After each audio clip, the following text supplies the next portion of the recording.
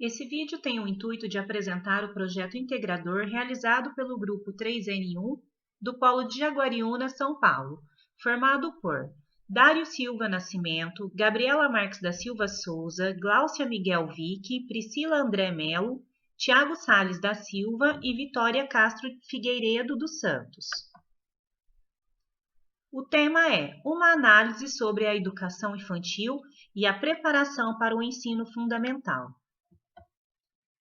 Para chegar na escolha do tema, ouvimos diversos profissionais da educação infantil da Rede Municipal de Jaguariúna, São Paulo, através de um formulário online contendo questões para nos ajudar nas reflexões sobre o assunto abordado e é o modelo ideal para o nosso protótipo.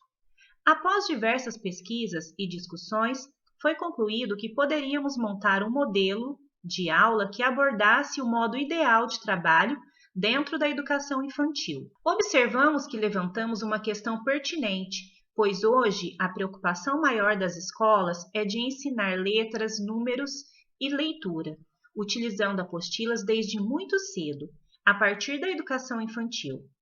Até os pais têm essa preocupação, indagando ao professor quando que o seu filho vai começar a ler, sem ao menos observar se ele já tem autonomia, se come sozinho, se amarra o próprio cadarço, se veste-se sozinho, pois se ele ainda não se organiza sem auxílio, como é que ele vai ter uma organização no caderno, se ele não tem uma organização com o seu próprio material? Como ele vai escrever dentro da linha do caderno, se ainda não caminhou em linhas? Como ele respeita espaços, se não vivenciou com o corpo? Descobrimos que se pular etapas de desenvolvimentos que devem ser oferecidas às crianças na educação infantil, no futuro, no ensino fundamental, ela terá dificuldades de aprendizagem, de alfabetização e de avançar nesses processos, e talvez terá que voltar ao trabalho com o corpo e ao lúdico, e a escola poderá não ter estrutura. Queremos mostrar que o trabalho deve começar pelo corpo, porque tudo que se faz com o corpo, a mão vai conseguir reproduzir. Se for para o pátio e caminhar em linhas, o corpo vai seguir a linha e a mão vai lembrar na hora de escrever uma letra no caderno. Se ela fez cobrinhas com o corpo, ela é capaz de realizar a letra cursiva. O movimento do corpo é aprendizagem. Se trabalha o movimento, trabalha a aprendizagem. Tudo está interligado. A escola deve mostrar que a aprendizagem ocorre pelo corpo, pelo movimento, pela brincadeira. A criança não deve treinar caligrafia, ela deve caminhar em linhas no pátio. Depois de trabalhar muito o corpo, podemos partir para o registro. Caminhe em linhas, brinque bastante e na sala de aula realize uma atividade de coordenação motora fina baseada no que foi feito com o corpo fora da sala de aula. Isso vai permitir que ela assimile muito mais. Parte-se do corpo, que é a coordenação ampla, para os giz de cera, para trabalhar a coordenação fina. A concepção de criança é uma construção histórica. No contexto escolar, passamos de uma concepção de criança como adulto em miniatura para um ser que necessitava de cuidados assistencialistas e, mais recentemente, para o reconhecimento da importância das experiências relacionadas das esferas cognitiva, social e física, que atribuem para o período de desenvolvimento, que reconhecem a necessidade de valorizar o mundo infantil como período único e repleto de complexidades. Por isso, o professor de educação infantil não deve se preocupar em alfabetizar a criança. Primeiramente, a criança precisa vivenciar muito com o corpo, com o brincar, com o lúdico. Não pode mostrar a letra diretamente para ela e solicitar a sua reprodução. Primeiro, deve-se trabalhar os estímulos motores, a coordenação motora.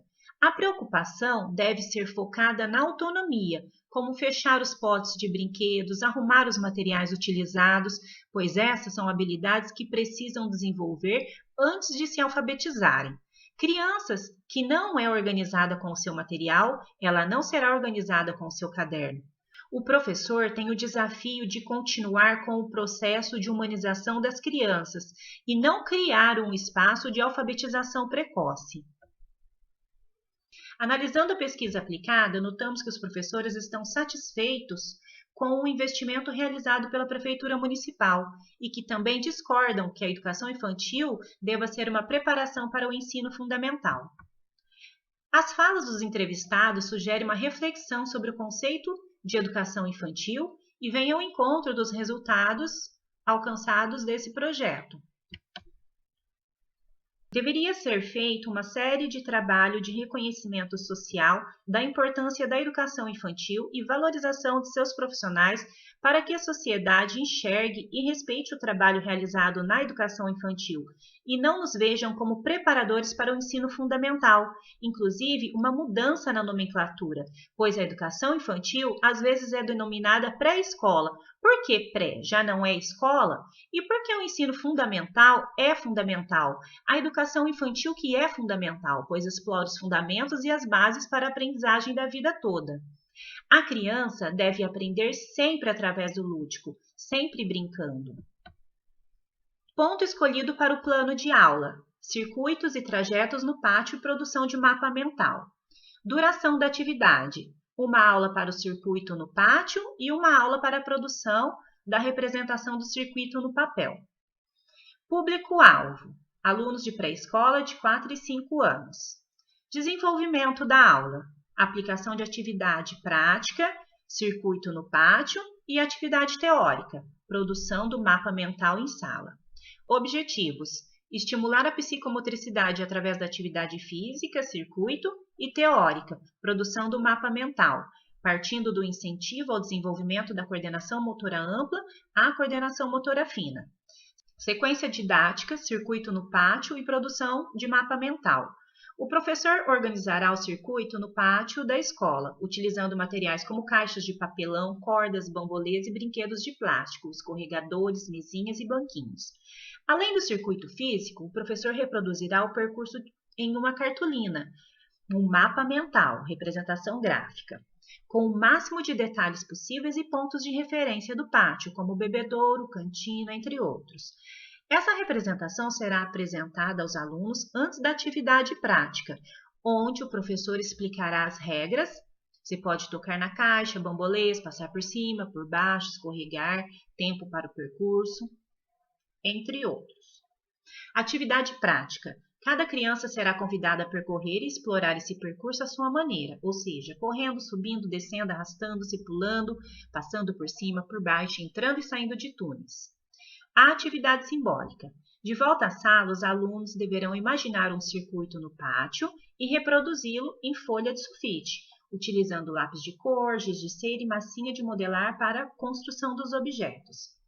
Verificação da aprendizagem. Distribuir os mapas mentais de forma aleatória, de modo com que cada criança fique com o trabalho de um colega.